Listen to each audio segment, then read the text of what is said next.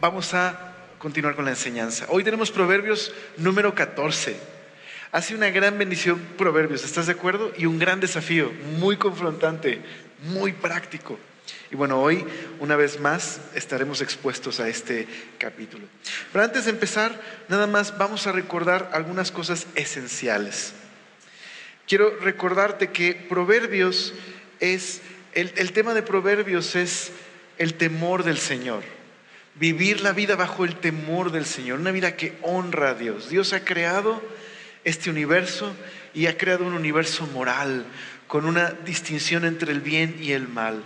Y el temor de Dios es reconocer que hay un Dios, no soy yo, que Él es el creador del mundo, Él es mi creador y Él es el que ha establecido la distinción entre lo correcto y lo incorrecto. Y la buena vida es la vida que honra a Dios, que se sujeta a Dios, que lo reconoce. El libro de Proverbios es el cúmulo de experiencia de todo un pueblo que a través de muchos años han estado preguntándose y han estado buscando temer al Señor y honrarlo. Es el cúmulo de experiencia de un pueblo que ha visto la vida a través de estos lentes, el temor del Señor. Y por eso Proverbios trata de tantas cosas prácticas acerca de la vida, la familia, el matrimonio, la amistad, el dinero, el trabajo. Trata de todos estos temas diversos que tienen que ver con nuestra vida. Y nos están enseñando a ver todas estas áreas a través del temor del Señor. Bueno, una segunda cosa que recordar. Proverbios es poesía. Y la forma principal de poesía hebrea es el paralelismo. ¿Qué es el paralelismo? Son dos líneas que o se contrastan, se complementan, se amplifican. Y en ocasiones simplemente son observaciones. No hay una enseñanza moral, simplemente es una observación acerca de la vida. Eso es Proverbios, es poesía. Y por último, por lo tanto, recordemos que estas son generalidades. No son promesas, no es una profecía. No puedo tomar un proverbio como una promesa, sino más bien son generalidades, las observaciones generales sobre cómo se ve el temor de Dios en estas distintas áreas de la vida. ¿Okay? Entonces, eso es Proverbios. ¿Te parece si oramos y comenzamos? Gracias, Señor, por este tiempo que nos regalas para estudiar tu palabra juntos, meditar en ella. Señor, permítenos ver nuestra vida bajo este lente del temor a ti, Señor. De una vida que busca honrarte y obedecerte. Te lo rogamos, por favor. Transforma nuestra manera de pensar para que también cambie nuestra manera de vivir. Te lo rogamos. Y gracias por darnos este precioso regalo de las Escrituras. Gracias por Jesús. Gracias por la salvación. En el nombre de nuestro Salvador, Cristo, te damos gracias. Amén. Abre tu Biblia conmigo en Proverbios número 14, por favor. Los dos primeros versos son la introducción de todo el capítulo, ¿okay? Marcan el tono de todo el capítulo. Vamos a leer estos dos primeros versos. La mujer sabia edifica su casa, mas la necia con sus manos la derriba. El que camina en su rectitud teme a Jehová, mas el de caminos pervertidos lo menosprecia. Proverbios nos está poniendo dos imágenes en la mente acerca de qué es la vida. La primera es una edificación, ¿verdad? Una casa. Y la siguiente es un camino. Bueno, el primer verso habla acerca de una manera sabia de construir un hogar y una manera que derriba el hogar. Hay dos maneras de interpretar este texto, o dos traducciones. La primera traducción dice así, me gusta esta versión. Toda mujer sabia ha edificado su casa, pero la mujer necia lo derriba con sus propias manos. Lo que esto significa es, cuando tú observas un hogar que está caminando en sabiduría, un hogar que tiene cimientos sólidos, un hogar que refleja honor a Dios, temor a Dios. ¿Qué hay detrás de un hogar así? Una mujer sabia. Detrás de todo hogar que se ha construido con sabiduría, hay una mujer sabia. Pero detrás de un hogar que está caminando sin sabiduría, que no reconoce a Dios, que no teme a Dios, que vive bajo sus propios designios, detrás de ese hogar está la necedad. Es un hogar donde sus miembros están derribando su hogar a través de la necedad. Entonces, por un lado, este proverbio puede estar dirigiéndose a las mujeres, a una mujer sabia, a una mujer necia. La razón es que Salomón está escribiéndole a su hijo y por lo tanto está presentándole la importancia de elegir bien, porque una mujer sabia puede construir su hogar y una mujer necia puede derribarlo. Pero hay otra traducción que traduce así este mismo pasaje. Es otra forma en la que lo podemos leer. La otra traducción dice: la sabiduría construye su hogar, la necedad lo derriba. Porque entonces aquí la mención de una mujer es una personificación de la sabiduría. Si recuerdas, aprendimos que en Proverbios se personifica la sabiduría a través de una mujer sabia o un padre que está enseñando a su hijo. Pero también es personificada la sabiduría, la necedad, es personificada la necedad por medio de una mujer extraña, la mujer que no se sujeta a Dios, que no vive bajo los designios de Dios. Pero también el hombre perverso, el hombre que tuerce el camino de Dios. Entonces creo que ambas maneras es una buena manera de entender este proverbio.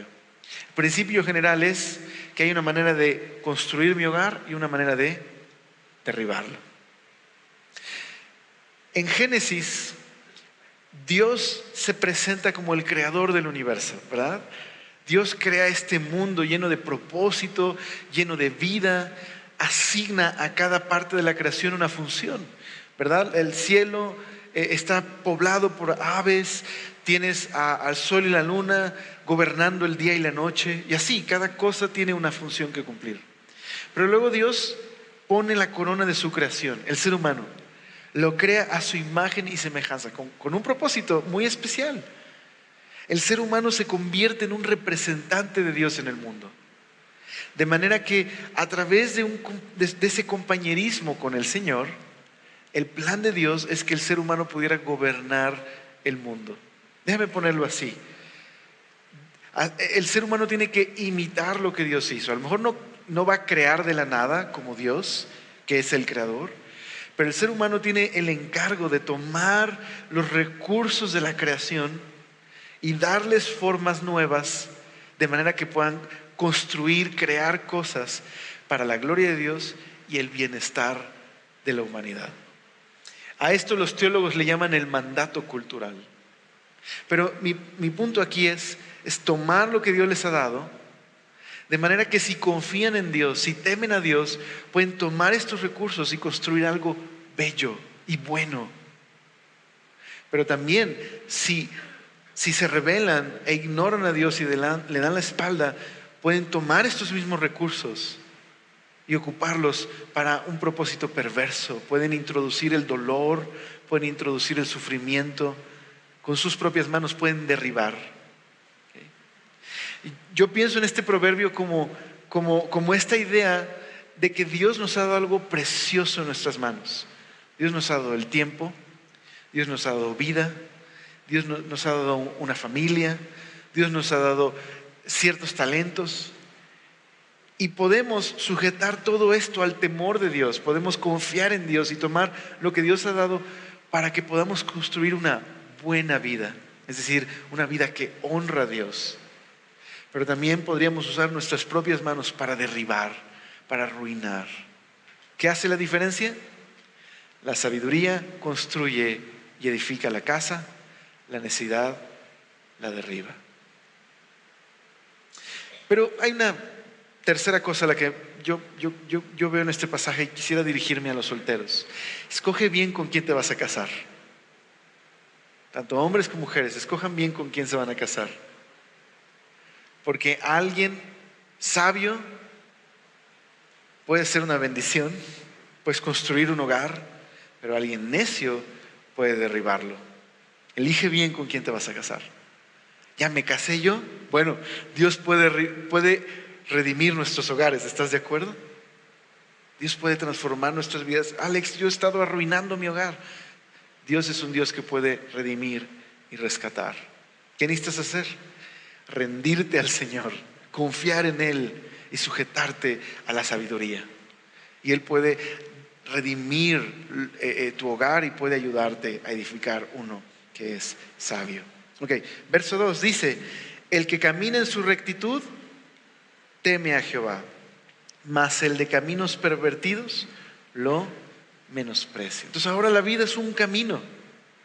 Hay un camino que Dios ha trazado, un camino que es el camino justo, recto, el buen camino que Dios ha establecido. Él define el bien y el mal. Ser sabio es andar en el camino que Dios ha trazado. El necio es el que se desvía del camino para trazar su propio camino, para establecer su propia definición del bien y el mal. Bueno, lo que dice este proverbio es el que hace esto desprecia a Dios. El sabio honra a Dios, se sujeta a Dios, confía en Dios. El sabio es el que dice: Dios, tú eres el creador. Tú sabes lo que es mejor para mí. Tú sabes lo que es bueno. Puedo confiar en ti. Voy a andar en tu camino. El necio desprecia a Dios para andar en su propio camino. Hoy es un buen día para reflexionar si estoy siendo sabio o estoy siendo necio. Considéralo un momento. Bueno, el verso número 3 al verso número 7 es una serie de proverbios en el que se contrasta la vida del sabio y del necio. Entonces mira, vamos a leer el verso número 3.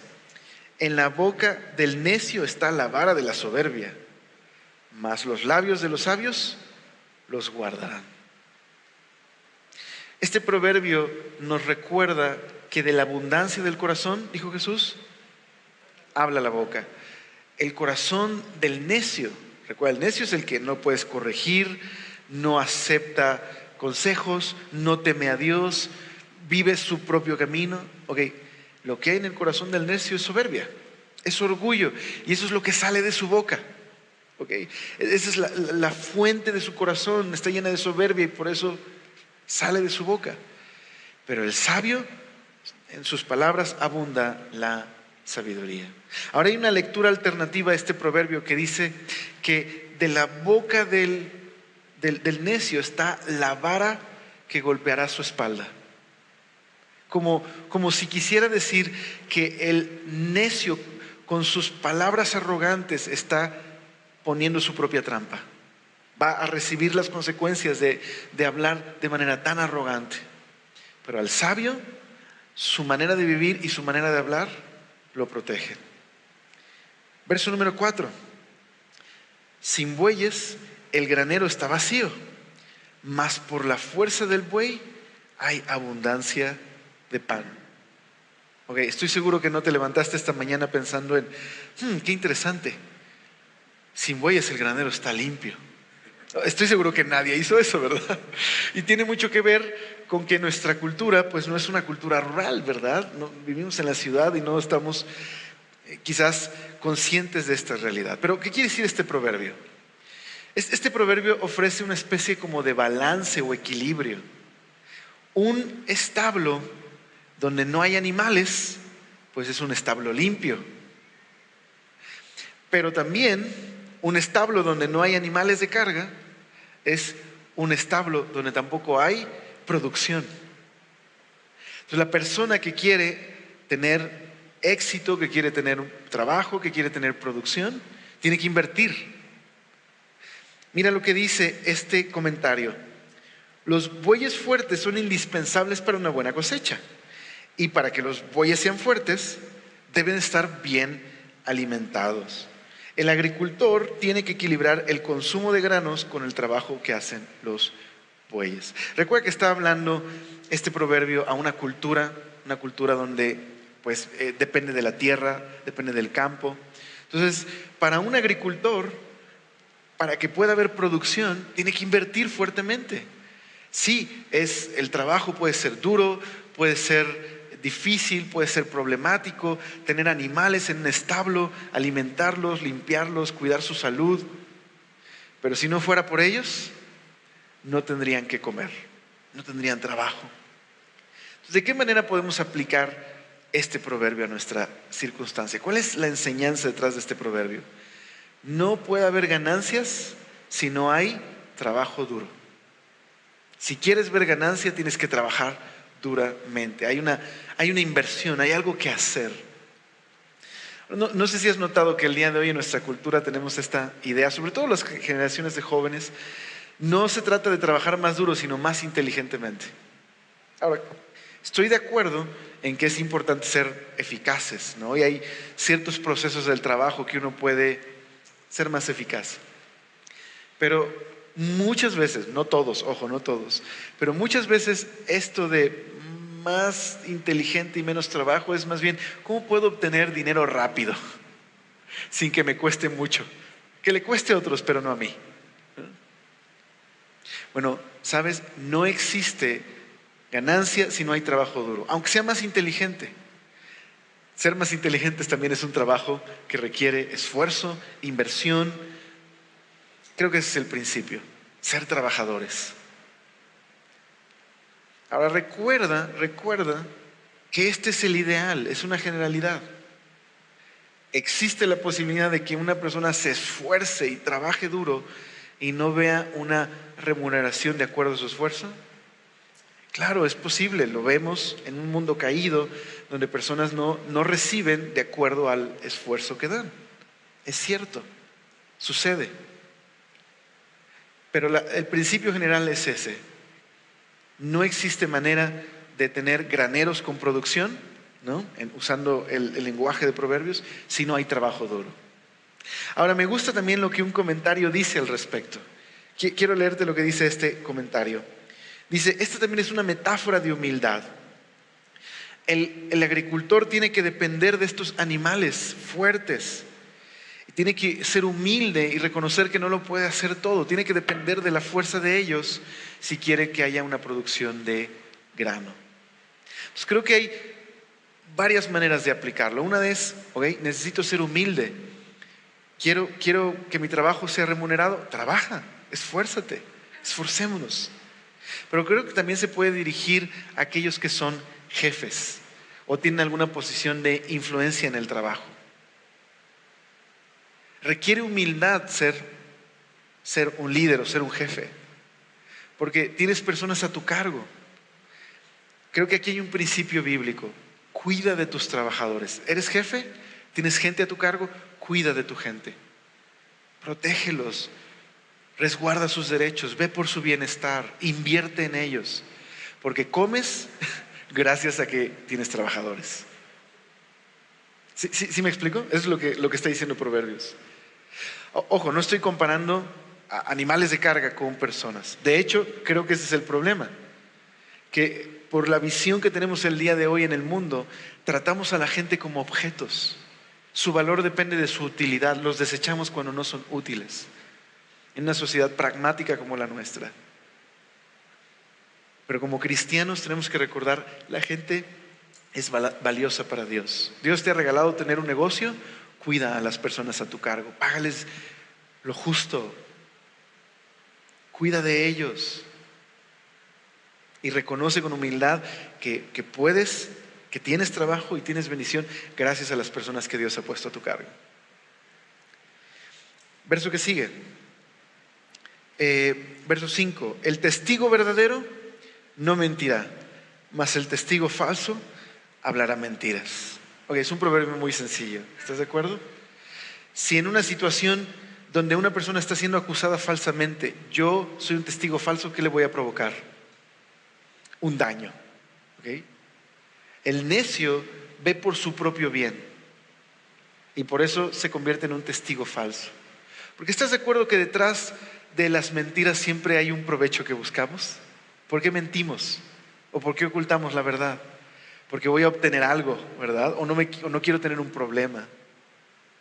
En este caso, mentir en una situación de acusaciones es causarle un gran daño a los demás. Pero el testigo verdadero dice aquí que no mentirá. Verso 6. Busca el escarnecedor la sabiduría y no la halla. Mas el hombre entendido, la sabiduría le es fácil. ¿Quién es el escarnecedor? El escarnecedor es el que no recibe consejos, no escucha advertencias, no se deja corregir, no le interesa lo que Dios piensa. Él es el amo y señor de su propia vida y se burla de lo que Dios opina.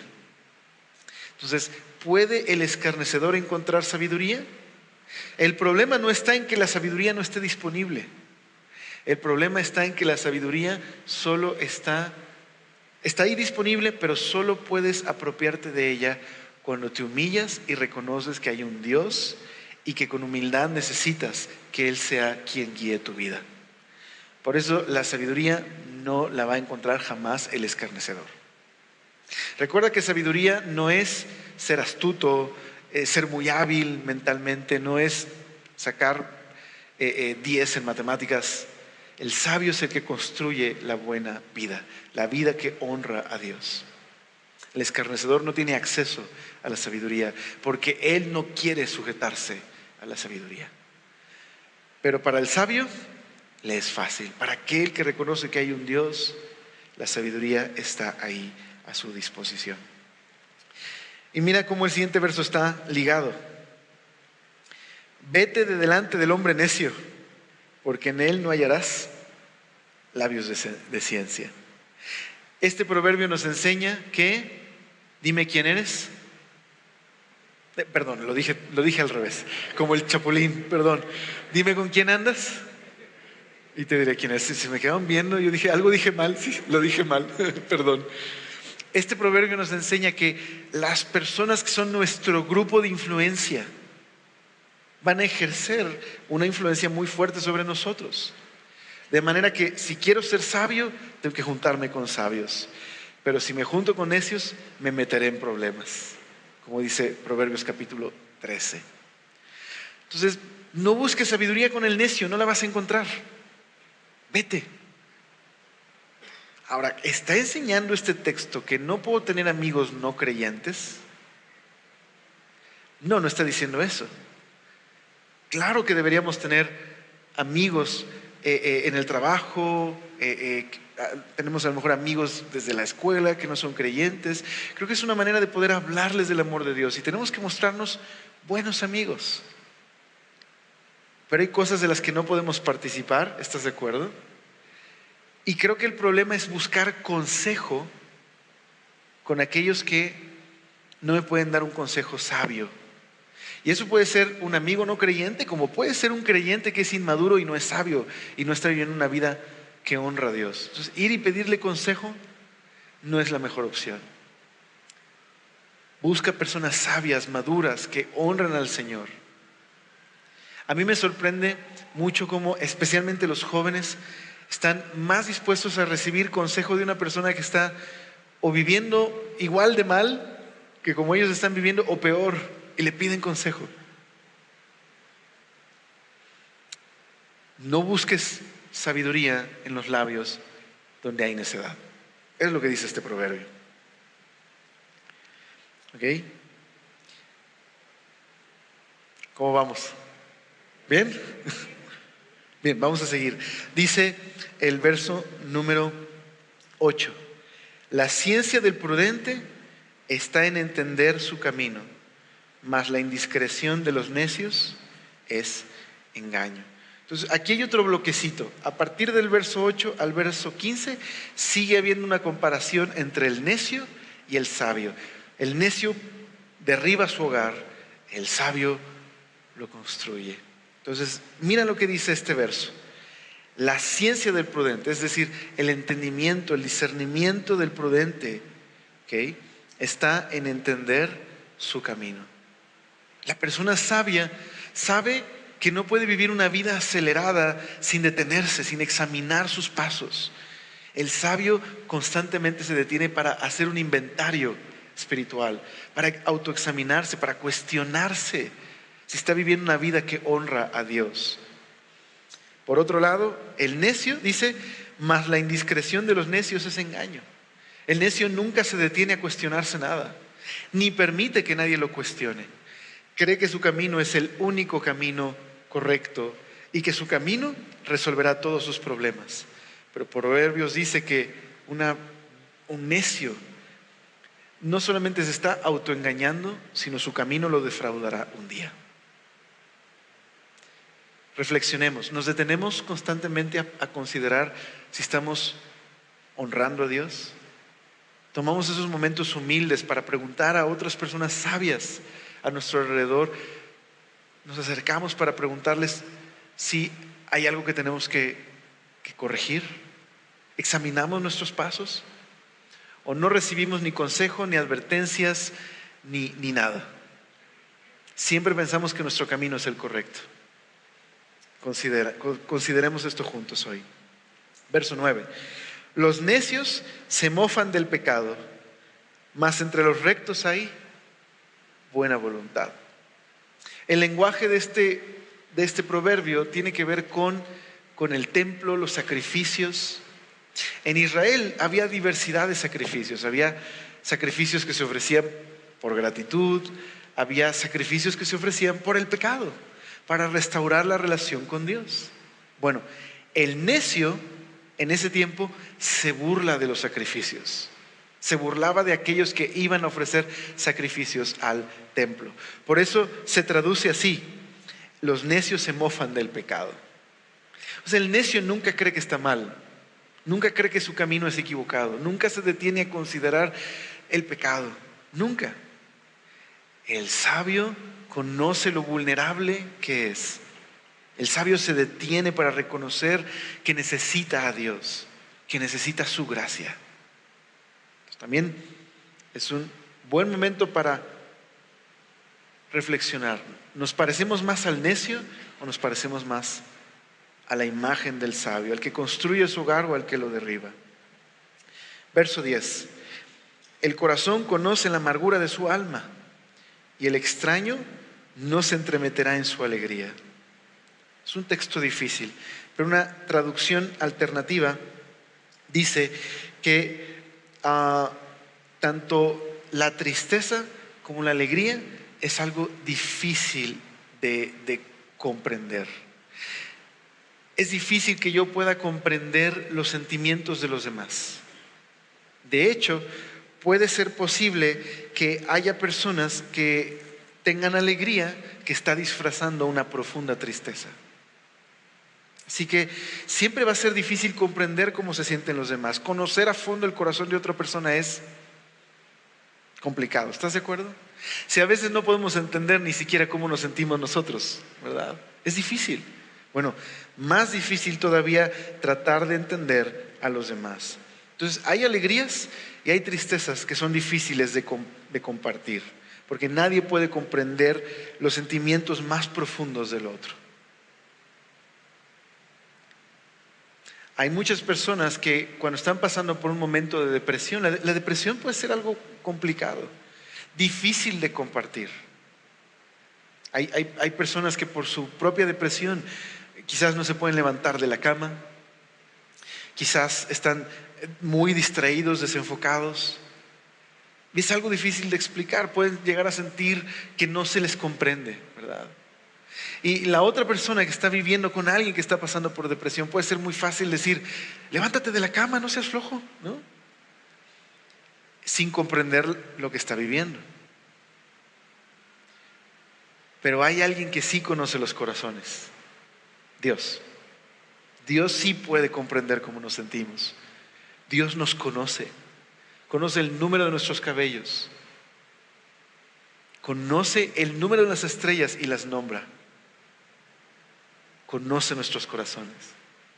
Si estás pasando por una situación de depresión, Dios te ama. Jesús entiende cómo te sientes y Él quiere darte esperanza y libertad. Sí, es difícil que a lo mejor otros puedan comprender cómo te sientes, pero Dios entiende cómo te sientes y te ama. Dice el siguiente verso, 11. La casa de los impíos será asolada, pero florecerá en la tienda de los rectos. Son diferentes palabras para volver a decir: el sabio construye su casa, el necio la derriba. Verso 12. Hay camino que al hombre le parece derecho, pero su fin es camino de muerte. Entonces, este proverbio está invitándonos a reflexionar que no todos los caminos que yo considero que son buenos, en realidad son buenos. Me invita a ser humilde, a reconocer que no lo entiendo todo, no lo sé todo. Puedo estar viendo un camino como un buen camino, pero mi visión está distorsionada. No he considerado el fin de este camino. Es una invitación a considerar al Señor, a humillarme y a preguntarme, ¿este camino a dónde conduce? ¿Sabes? El sabio puede anticipar hacia dónde van sus pasos. El necio no. El necio simplemente toma el camino, aunque éste le conduzca a la ruina. Me recuerda mucho algo que dijo el Señor Jesús, y al final lo vamos a ver, nada más lo voy a mencionar. El Señor Jesús dijo que hay un camino amplio por el que todos van. Es un camino que lleva a la condenación. Hay un camino estrecho. Pocos van por este camino, pero conduce a la vida. Solo mantén eso en tu mente, en tu corazón, y al final regresamos a meditar en eso. El siguiente verso, número 13. Aún en la risa tendrá dolor el corazón, y en el término de la alegría es congoja. Es decir, ninguna alegría está libre de dolor. Hay alegrías que son superficiales y que esconden un dolor profundo, y que cuando se va la alegría, el dolor permanece ahí. Entonces, ¿sabes? Es difícil vivir en este mundo. Este mundo es un mundo que está roto, donde los sueños a veces no se cumplen, donde las esperanzas se apagan. Es la realidad de vivir en un mundo como el nuestro. Es una combinación de llanto y alegría. N.T. Wright dice que es un mundo en el que anhelamos justicia, pero cada vez que creemos que por fin va a llegar el que va a establecer justicia, se nos escapa. Es torcida la justicia.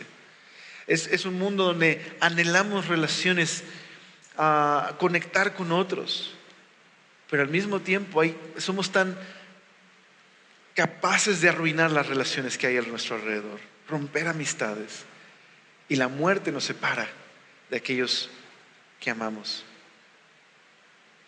Así que sí, hay llanto, hay dolor, pero no es el fin. Para el cristiano, esta es su convicción, que aunque hay una combinación de llanto y risas en este mundo, un día Jesús vendrá, aquel que llevó nuestro dolor, nuestra maldad y nuestra vergüenza a la cruz, resucitó, y un día vendrá a establecer un mundo sin dolor, sin tristezas. Un mundo donde no habrá farmacias, porque no habrá enfermos, no habrá hospitales, no habrá clínicas. ¿Lo puedes creer? No vas a tener que echarle 3 llaves a tu puerta antes de salir. No vas a tener que comprar un seguro de vida. Okay. Ni seguros para tus teléfonos, porque se van a caer pero no se van a romper. Algo así. Taquerías sí va a haber, eso sí va a seguir habiendo taquerías. No van a desaparecer. ¿Te imaginas un mundo así? Dice, ¿con taquerías o sin taquerías? No. Un mundo sin dolor, sin tristeza. ¿Te lo imaginas? Entonces sí, hay llanto aquí, pero recuerda, el llanto en este mundo nos recuerda, sí, el pecado ha traído dolor, tristeza. Pero Jesús le dijo a sus discípulos, confiad, yo he vencido al mundo. Vamos a seguir con el siguiente proverbio. Verso número 14. De sus caminos será hastiado el necio de corazón, pero el hombre de bien estará contento del suyo. Es difícil vivir una vida honrando a Dios, siguiendo al Señor. Es difícil, pero vale la pena. Porque el necio, el que ignora a Dios y sus caminos, un día va a estar hastiado de su necedad. Pero el sabio está satisfecho con este camino.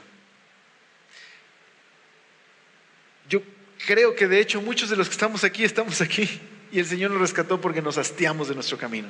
¿Sí? ¿Estás de acuerdo? Nos hastiamos de nuestra necedad. Si estás viviendo una vida de necedad y no has llegado a este punto, te animo a una cosa: no necesitas llegar a ese punto. Entrégale tu vida al Señor, confía en Él. Pero es cierto, si caminas en necedad, un día vas a estar hastiado de tu necedad. Dice el verso número 15: el simple todo lo cree, mas el avisado mira bien sus pasos. El simple es el que no tiene discernimiento. Es como una hoja que es llevada de aquí para allá. No tiene discernimiento, no entiende la diferencia entre el bien y el mal, no tiene experiencia. Cualquier cosa lo convence, cualquier cosa lo lleva, se deja. Ese es el simple. Bueno, el simple dice todo lo cree, pero el avisado mira sus pasos. Verso 16. A partir del verso 16, todos estos proverbios están relacionados con el temor de Dios. Dice el verso 16: el sabio teme y se aparta del mal, mas el insensato se muestra insolente y confiado. Es decir, el necio que desprecia a Dios ni se cuestiona cómo vive, y es más, está muy orgulloso de cómo vive y muy confiado. Pero el sabio es el que teme, el que reconoce a Dios y sabe que no todos los caminos son buenos. Teme a Dios. 17. El que fácilmente se enoja hará locuras, y el hombre perverso será aborrecido. Ok, aquí hay dos características de las personas que se ganan el desprecio de los demás. La primera de ellas es el de mal genio. La persona de mal genio, dice aquí Proverbios, el que se llena de ira fácilmente se vuelve desagradable a las demás personas. ¿Sabes? Es la persona a la que no le puedes ni siquiera decir buenos días porque se molesta. No le puedes, ¿quieres algo de la tienda? Se enoja, ¿no? Te ayudo con el trabajo, tampoco quiere. Sí me explico, es el que está de mal genio todo el tiempo. Es el que entra a la fiesta familiar y dices, no, la última vez ya se andaba bronqueando con los de afuera. No. El de mal genio, ¿sabes? El que todo el tiempo está enojado, el que es irascible, el que explota, tiene la mecha corta, no tiene control de sus emociones. Se gana el desprecio de los demás, se vuelve desagradable. Ojo, que no te conviertas en una persona así en casa, que ya te dan el avión porque si no arruinas el domingo. ¿Sí me explico? No sé si se ríen porque conocen a alguien así, o por ahí ando viendo que las esposas están dando unos codazos de despierta, pon atención, eso es para ti.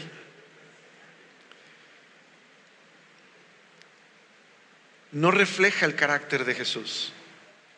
No es que soy de carácter fuerte. No es de carácter fuerte, es falta de carácter. Falta de la capacidad de tener control. Es más importante mis derechos, que estoy dispuesto a explotar para defender, porque elevo mis derechos al lugar de un Dios. Esto es lo más importante, y si tú te atreves a cruzar esta línea, vas a conocer quién soy.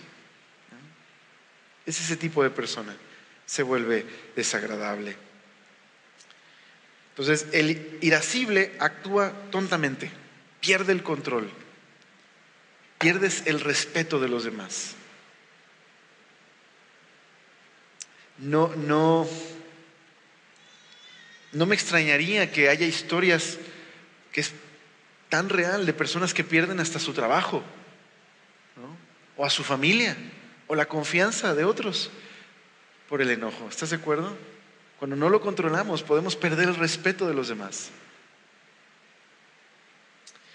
Verso número 18. Los simples heredarán la necedad, mas los prudentes se coronarán de sabiduría. ¿Okay? Es la herencia del que todo lo cree, del simple. Necedad, dice este proverbio.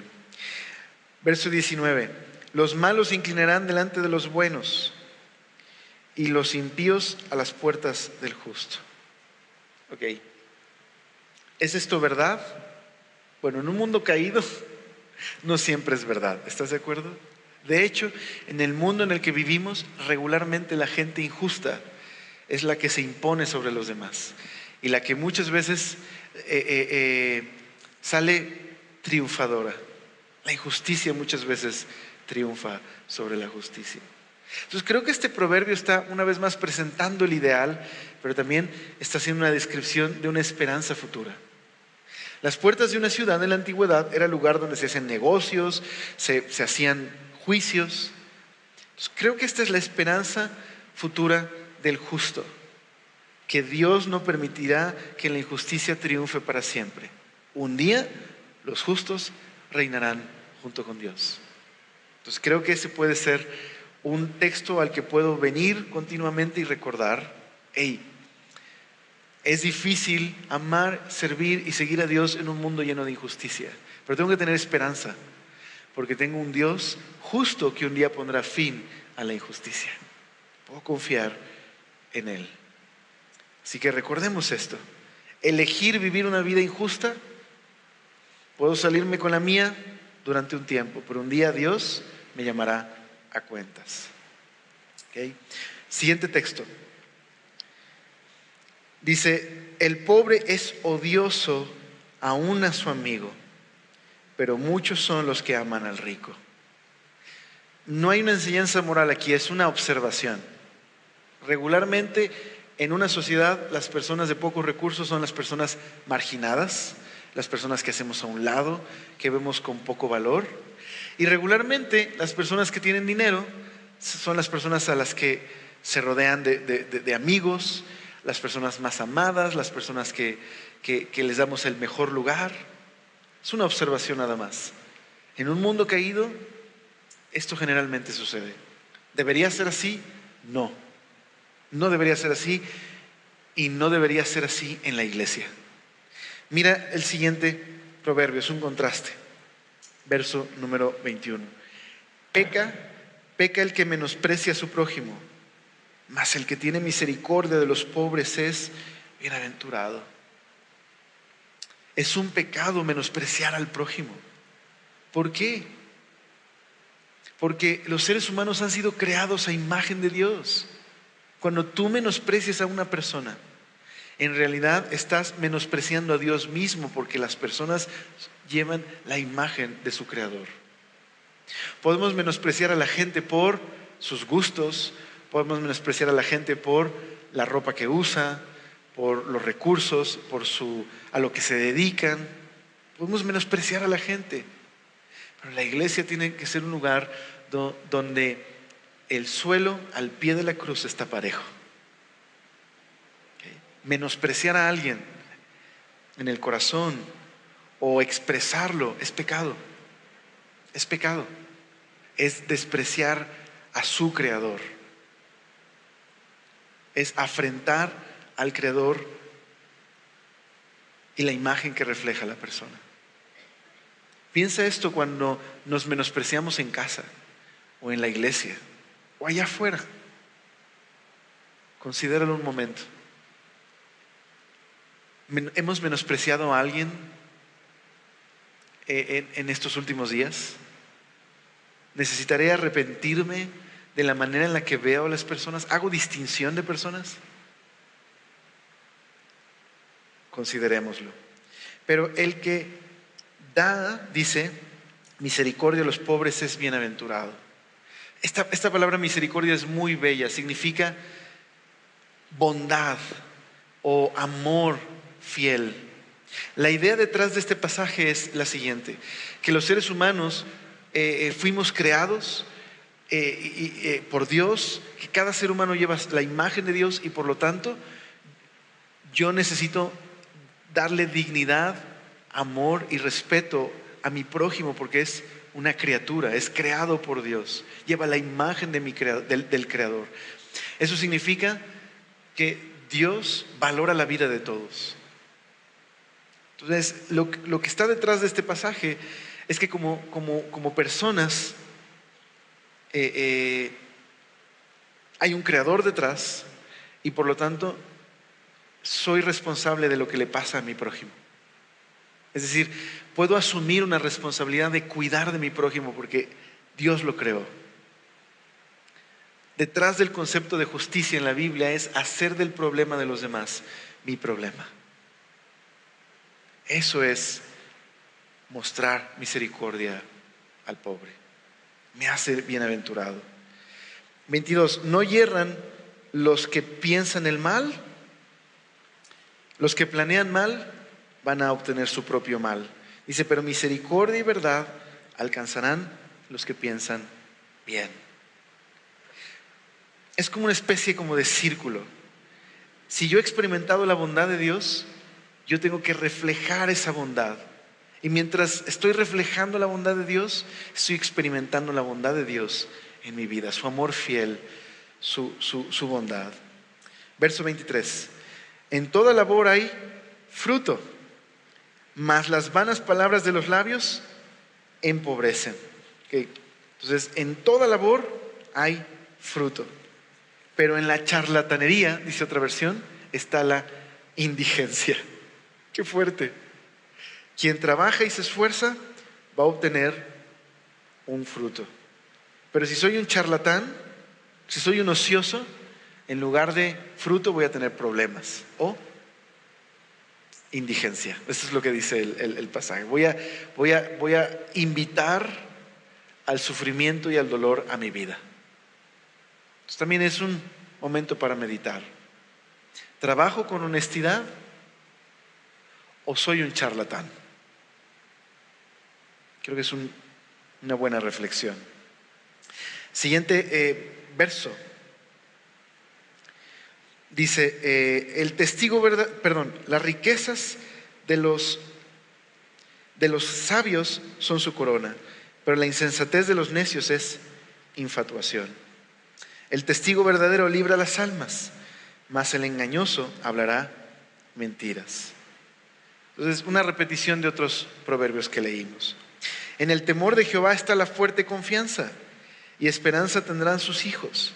El temor de Jehová es manantial de vida para apartarse de los lazos de la muerte.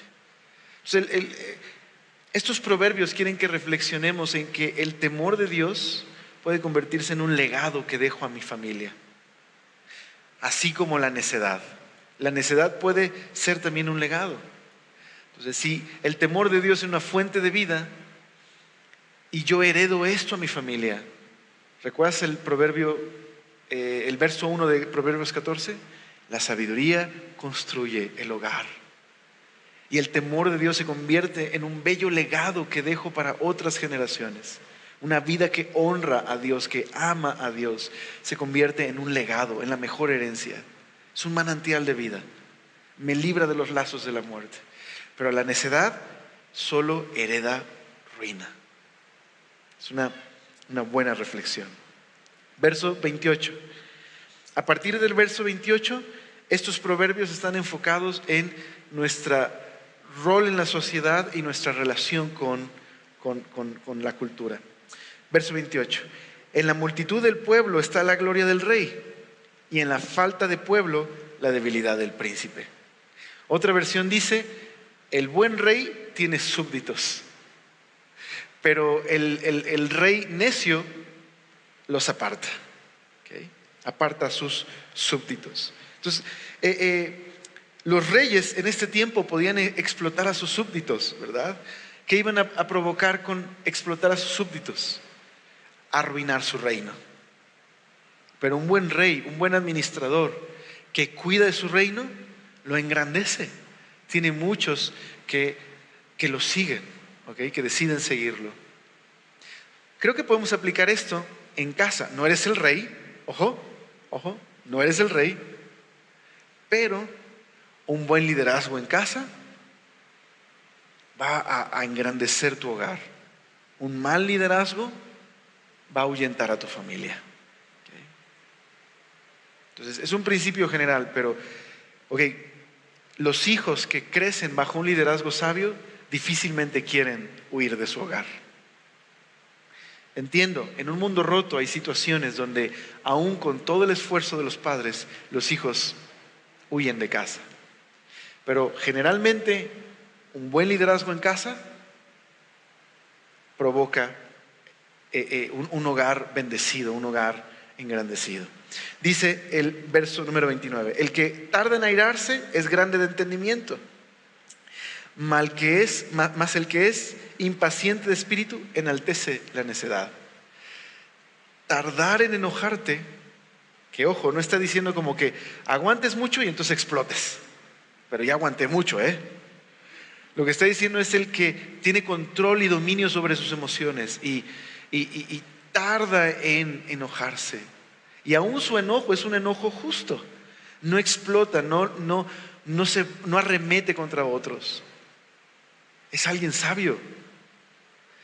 Pero aquel que es así, tiene mecha corta y se enciende rápidamente, le está poniendo un altar a la necedad. Está exaltando la necedad. Está haciendo un bobalicón, diríamos. Qué fuerte, pero es así, ¿no? Es lo que está diciendo.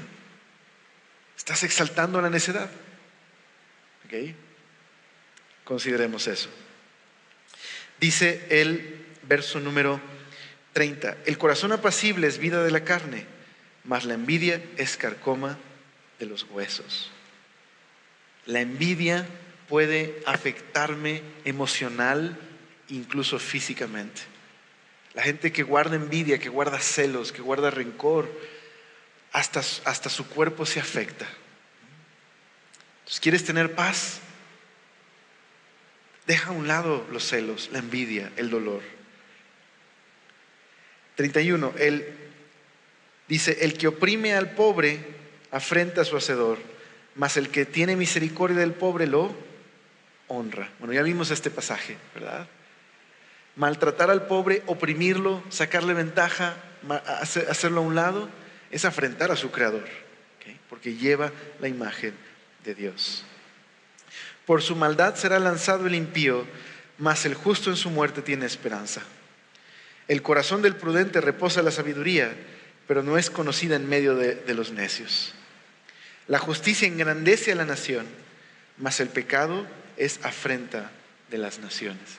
No hay que ir muy lejos en la historia para darnos cuenta que la injusticia puede ser afrenta de las naciones o la justicia puede engrandecerla. Pero déjame llevarlo a un plano más práctico. Nos quejamos mucho de la injusticia en nuestra nación, pero contribuimos a la vergüenza y a la injusticia, contribuimos al el que no tranza no avanza, participamos de ello, o estamos contribuyendo a hacer de nuestro país un país más justo. Solo considerémoslo. Dice, la benevolencia del rey es para con el servidor entendido, mas su enojo contra el que lo avergüenza. Okay. Al final, este proverbio significa que un súbdito sabio se convierte en la delicia del rey, pero un súbdito rebelde, necio, se convierte en una vergüenza. Entonces, de la misma manera, ¿estoy contribuyendo a engrandecer mi nación o participo de aquello que la hace, que trae vergüenza? Sobrevivieron a todos los versículos de Proverbios. También largo este capítulo, ¿verdad?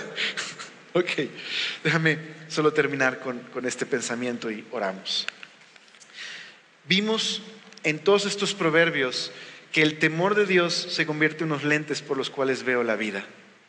Todos hemos recibido del Señor tiempo, recursos, familia.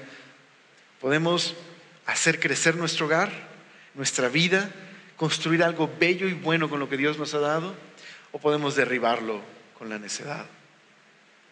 Jesús habló de dos caminos.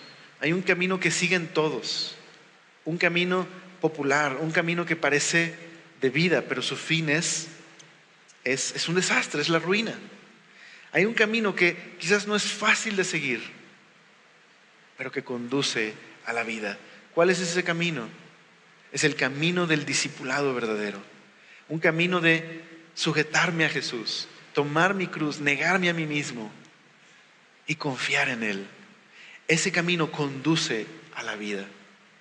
No porque me gano la vida siguiendo este camino, sino este camino mismo es la vida. ¿Me explico? Este camino comienza cuando reconozco con humildad que Jesús es mi Salvador y estoy dispuesto a obedecerle porque confío en que Él es bueno y que Él sabe lo que es la buena vida, la vida que honra a Dios. ¿Oramos por esto? Señor, gracias por este tiempo que nos has regalado para meditar en este capítulo. Sigue transformándonos, sigue confrontándonos, Señor. Líbranos de ser así, de mecha corta, Señor, iracundos, irascibles. Líbranos, Señor, de darle rienda suelta a nuestras emociones, de no detenernos a examinar nuestro camino, Señor. Hoy ayúdanos a reconocer que somos responsables o de edificar nuestro hogar o de derribarlo, Señor. Ayúdanos, Señor, a detenernos para reconocer que no todo camino conduce a la vida. Señor, danos sabiduría, danos discernimiento, pero sobre todo, ayúdanos, Señor, a refugiarnos en Jesús, porque estamos seguros en Él. Y ayúdanos a seguir el discipulado, ayúdanos a tomar nuestra cruz, a negarnos a nosotros mismos y a seguirte, porque reconocemos que Jesús es la vida. Podemos confiar en ti. Amén.